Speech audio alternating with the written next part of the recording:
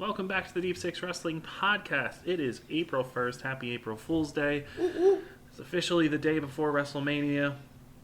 There's been a lot of wrestling already, and there's even more tonight. But we're going to be going through our WrestleMania predictions. It's me and Ryan here. Hi. Nobody else is here for the actual predictions, but everybody has done them. So we will be going over everybody's predictions for the show.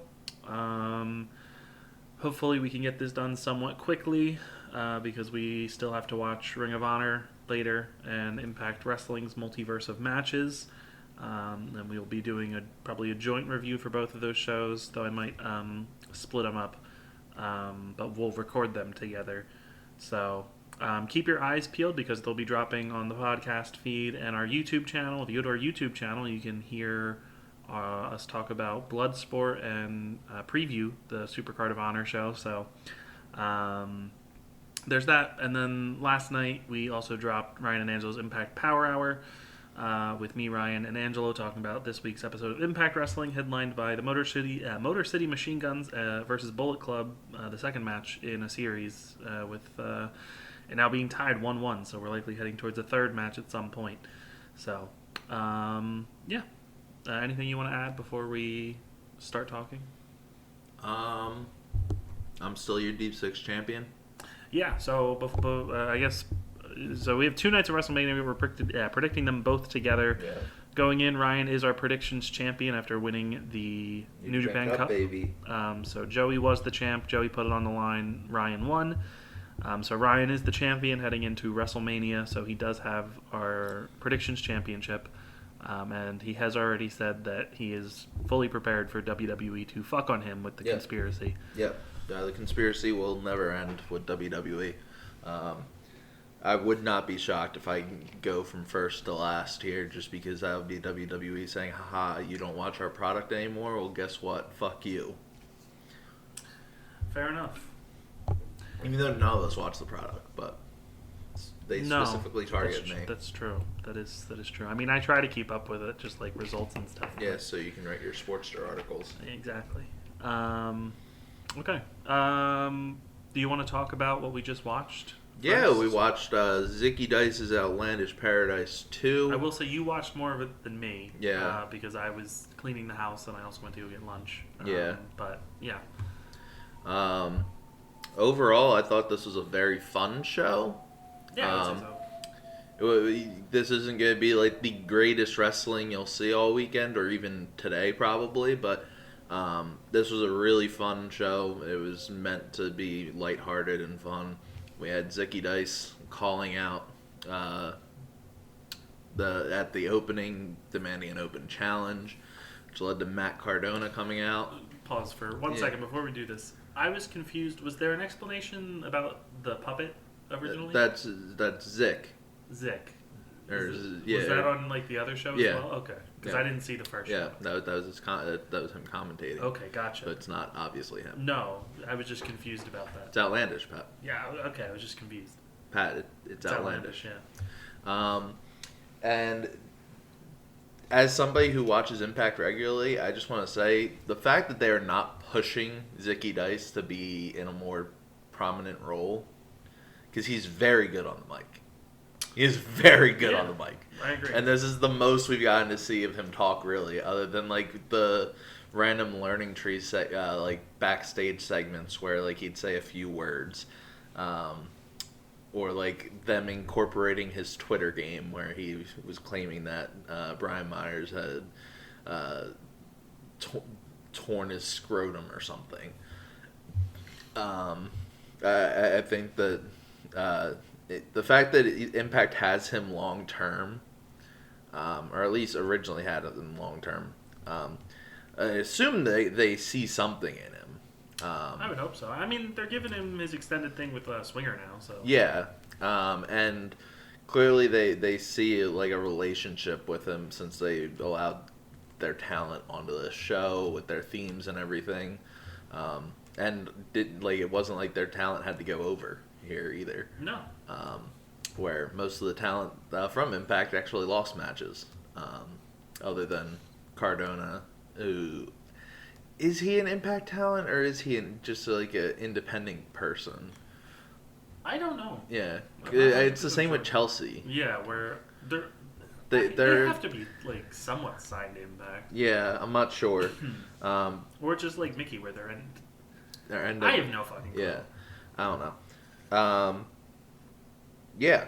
Anyway, the main reason we wanted to watch this was because of the main card looking like there were some decently notable matches. We had Lince Dorado, my boy, versus Black Tarus, who I've been very high on for quite some time.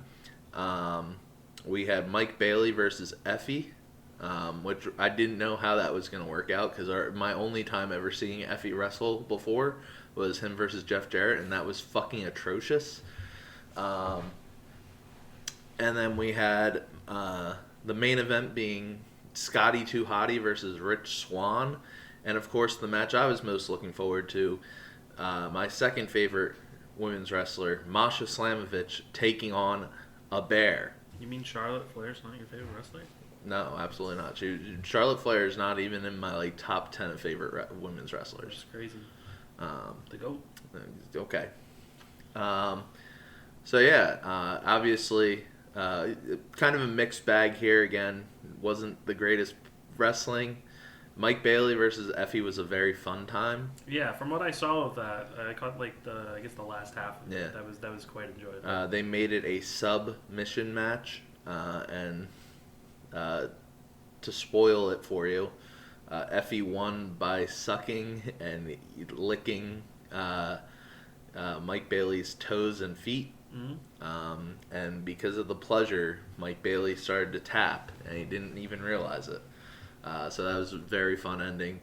Masha Slamovich did not wrestle an actual bear, which is very upsetting. She wrestled Max the Impaler, dressed in a bear costume. But this was a very fun match.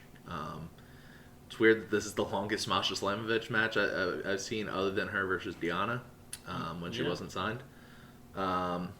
Rich Swann versus Scotty Hotty was probably a little bit better than I thought it was going to be. It wasn't as long as I thought it was going to be since it was the main event, but it was a fun match. And Lince Dorado versus Black Tarus was fantastic. Yeah, I'm sad I missed that. I did see some of the GIFs on Twitter. So yeah, good to see Mr. Lucha Lit going Lit, all in on the Lucha Lit and now having a stoner luchador gimmick. Sticky ick. Yeah, Lince Dorado was fantastic. I need to know what happened with him and Izzy's dad last night. I do too. I'm still waiting on story time. Did he? Check his Twitter. Yeah. If you don't know, he's been feuding with Izzy's dad for quite some time. Makes sense. He then invited Izzy's dad to come fight him at a martial arts tournament a few months ago, and he didn't. But they were both at WrestleCon yesterday, and then Mr. Lucha Lit Lince put on Twitter that he apologized for his actions, and they would explain what happened later. It does not look like there's been story time yet, as far as I can see. But yeah, he. When did he post this? So, AJ Francis, Top Girl, was the one who posted a video, like sharing where the Hitmakers were at for WrestleCon, and showed that he was next to Izzy's dad's table with Izzy. Yep. And Lince Dorado retweeted it. Yep. And then he tweeted out 16 hours ago, which was at 11:50 p.m. Apologize for my actions and outburst at WrestleCon. Actually, fuck that. It's me, EC Dub. Story time later. I feel like this could be an April Fool's thing. It could be, but like this was a very early because technically. But again, 11:50. So it would have been 10:50 for them. Yeah. So it's 11:50 p.m. here. That's true. Also, he seems to genuinely not like this. Yes. So I don't know if this would be an April Fool's joke. Yeah. So I guess we'll find out. Yeah. But I feel like other people would know what happened. Yeah. I mean, like, there might be people who've like talked about it, or who knows? I don't know. Anyway, into prediction time here. So, out of the wrestling you've watched so far for WrestleMania weekend, what has been your favorite thing you've seen? So I haven't watched that much, honestly. So some of Bloodsport. Yeah. And now Trouble in Paradise. Yeah, Outlandish Paradise too. Sorry, yeah, whatever. Yeah.